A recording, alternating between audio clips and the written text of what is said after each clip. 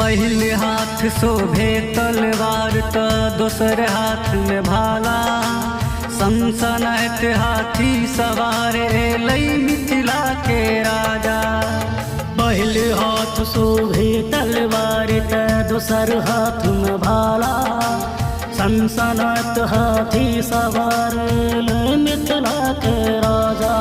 जय जय सरे राजा सरे, जय जय सरे राजा सरे।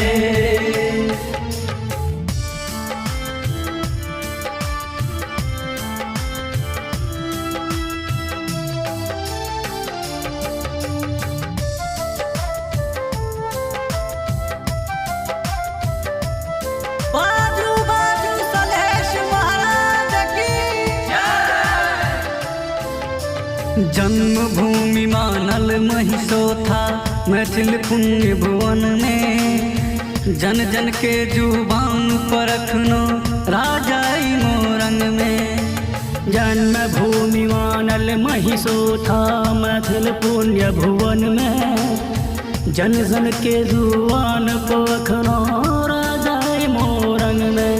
जय जय सरे राजा सरे, जय जय सरे राजा सरे।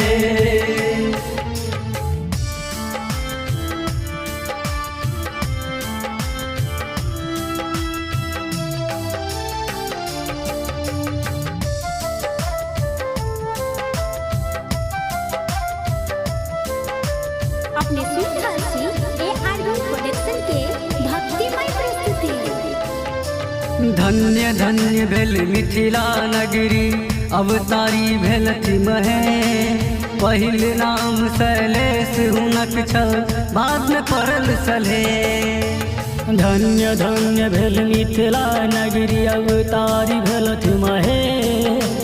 पहिल नाम शैलेश हुनक छल बाद में पड़ल सले।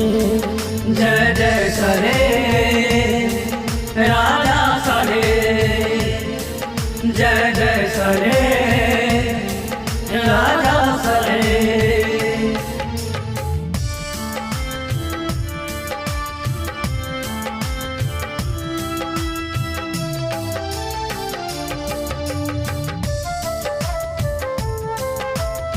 बाजू बाजू सलहेश महाराज की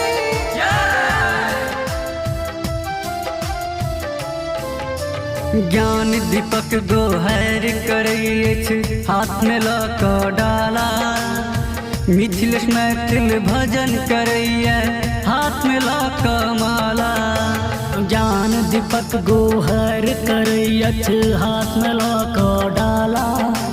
मिथिलेश मैथिल भजन करैछ हाथ में ल क माला। जय जय सरे राजा सरे, जय जय सरे राजा सरे। Recording by ARV Production, Andhra Baja.